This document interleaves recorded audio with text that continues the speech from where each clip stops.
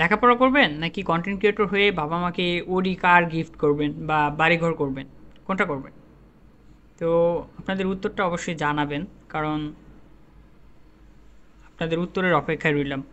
তো রিসেন্টলি যে বিষয়টি নিয়ে সবচেয়ে বেশি সমালোচিত হচ্ছে রাফসান দা ছোটো ভাই, তো সে তার বাবা মাকে রিসেন্টলি একটা ওডি কার গিফট করেছে, তো সেটার দাম প্রায় 2-3 কোটি টাকা হবে।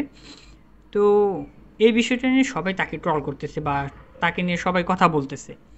এর কারণটা কি? আসলে এই বিষয়টা নিয়ে কথা বলার কোনো ইচ্ছেই ছিল না। আহ, কথা বলতে আসলাম হচ্ছে ফেসবুকের কিছু ভিডিও দেখে। আসলে ফেসবুকে মানুষ তারা নিজেরা কিছু টাকা ইনকাম করার জন্য, কিছু ভিউজের জন্য, কিছু লাইক কমেন্টের জন্য মানুষকে ঠিক যেভাবে ভুল মোটিভেট করতেছে, এতে করে মানুষের জন্য বিপদ ছাড়া আর কোনো কিচ্ছু আসতেছে না। এটা শুধু মানুষের জন্য বিপদ না, এটা আমাদের দেশের জন্য বিপদ। আমরা যারা সোশ্যাল সোশ্যাল মিডিয়াতে টেকনোলজি এবং বিভিন্ন স্কিল নিয়ে কাজ করি, আমাদের জন্য সমস্যা এটা। এর কারণ কি জানেন? মানুষকে শুধু ভুল মোটিভেট করে তাকে এই সোশ্যাল মিডিয়াতে নিয়ে আসতে পারতেছেন কিন্তু ঠিকই, কিন্তু এদের দ্বারা কোনো কাজ হবে না। এটা হয়তো দিন শেষে অল্প কিছু টাকা ইনকাম করতে পারবে, নয়তো এই প্ল্যাটফর্ম থেকে ছিটকে পড়ে যাবে এবং মাঝখানে যে সময়টা নষ্ট করবে সেই সময়টা তারা হারিয়ে ফেলবে। তো এই সময়টা নষ্ট করে তারা নিজেদের জীবনকে আরও বিপর্যয় করে ফেলতেছে, আরও জঘন্যতম একটা বিপদের মধ্যে ফেলে দিচ্ছে তাদের এই জীবনটাকে। সো মানুষকে ভুল মোটিভেট করা বন্ধ করতে হবে। তো চলুন রাফসান দা ছোটো ভাইকে নিয়ে কথা বলি। সে কি আসলে একজন শুধু কন্টেন্ট ক্রিয়েটর, নাকি সে একজন বিজনেসম্যান? দেখুন, তারা ফ্যামিলিগতভাবে তারা এস্টাবলিশড এবং সে ভালো একটা কলেজ থেকে, ইউনিভার্সিটি থেকে লেখাপড়া করতেছে, করে শেষ করেছে। অ্যান্ড সে পাশাপাশি ফুড ব্লগিং করে আজকে সে সাকসেস। এবং সে শুধু কন্টেন্ট ক্রিয়েটর করে না। কন্টেন্ট ক্রিয়েটর বলতে আপনার শুধু ফেসবুকে এসে মুখে যা আসতেছে তাই বলতেছে, যে বিষয় আসতেছে সেটা নিয়ে কন্টেন্ট বানাচ্ছে, বিষয়টা কিন্তু এমন নয়। সে বিভিন্ন বিষয় নিয়ে কন্টেন্ট বানিয়েছে, সে প্রতিযোগিতায় অংশগ্রহণ করেছে, সে প্ল্যাটফর্মগুলোকে এমনভাবে ইউজ করছে যেটাকে প্রপারলি ইউজ করতে পেরেছে, সে ঠিক ওইভাবে কন্টেন্ট ক্রিয়েটর হয়েছে। কিন্তু বর্তমান ফেসবুকে যেভাবে মানুষ কন্টেন্ট বানাচ্ছে, এতে করে এগুলোকে কন্টেন্ট ক্রিয়েটর বলা হয় না, এগুলোকে পাগলামি বলা হয়। আপনার মুখে যখন যা আসতেছে আপনি তাই নিয়ে কন্টেন্ট বানাচ্ছেন, আপনার সামনে যেটা পড়তেছে আপনি সেটা নিয়ে কন্টেন্ট বানাচ্ছেন, আপনার সামনে যেটা আসতেছে আপনি সেই বিষয়ের উপরে কন্টেন্ট বানাচ্ছেন, কোনো চিন্তা করতেছেন না।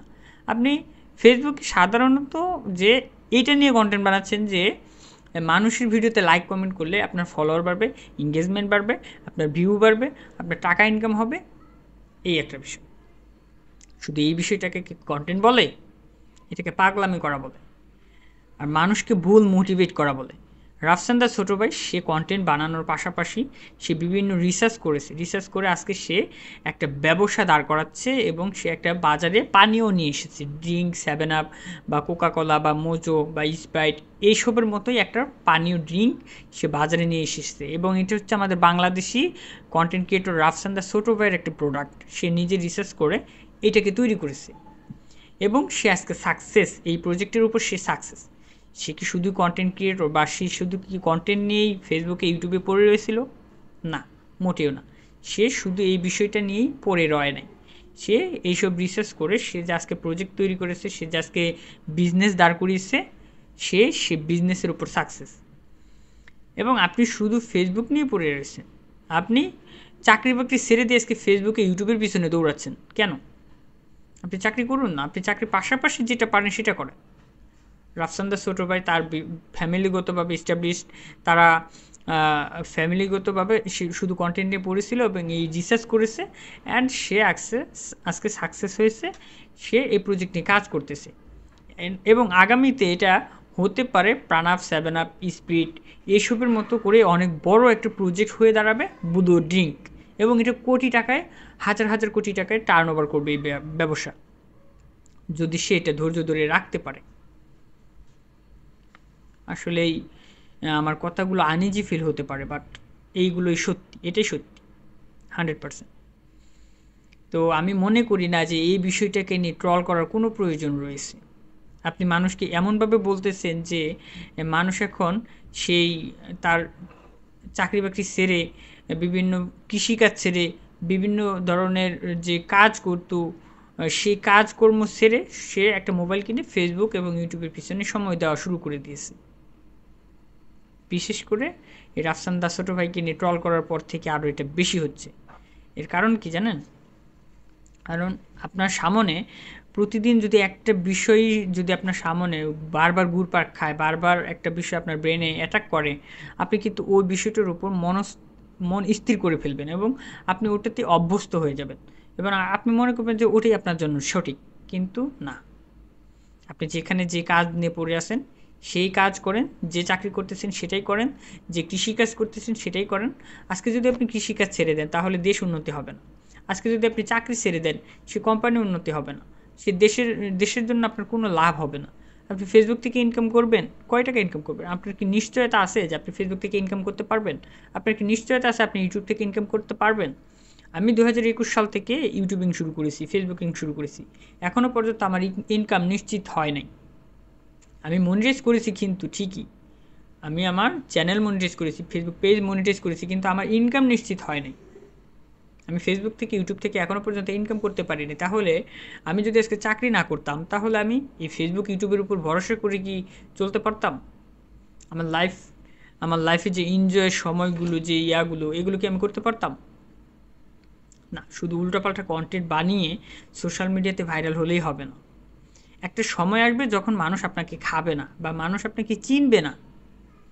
আপনি আজকে পরিচিতি পেয়েছেন ঠিকই, কিন্তু মানুষ একটা সময় আপনাকে নেবে না। তো তখন আপনি কি করবেন? একটা সময় আসবে যখন আপনার কন্টেন্ট চলবে না, আপনার ইনকাম কমে যাবে, তখন আপনি কি করবেন? সো নিজেকে সবসময় স্কিল্ড হিসেবে ডেভেলপ করুন এবং নিজেকে প্রপারলি তৈরি করুন।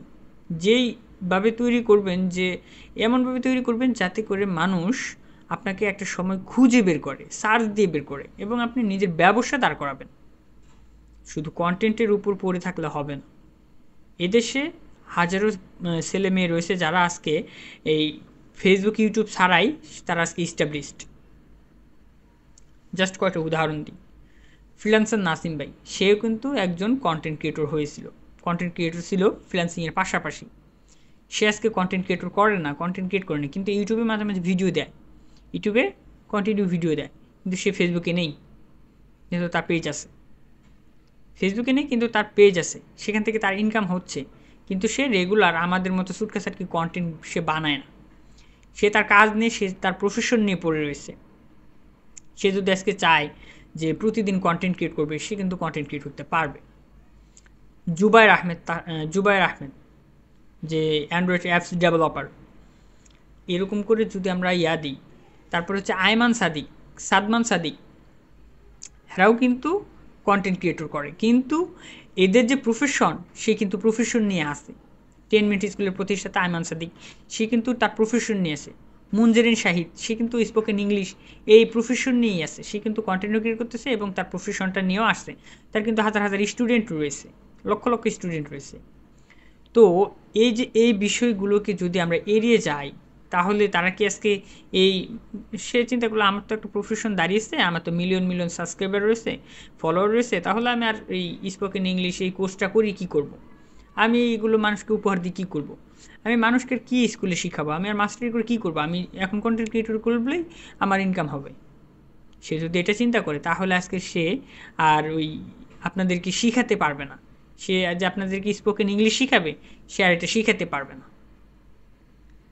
এইসব বিষয় থেকে বেরিয়ে আসতে হবে, এইসব বিষয় থেকে বেরিয়ে আসুন। দ্যাটস ইট, আপনার জীবনে সফলতা অবশ্যই আসবে। নিজেকে সবসময় স্কিল ডেভেলপ করতে শিখুন।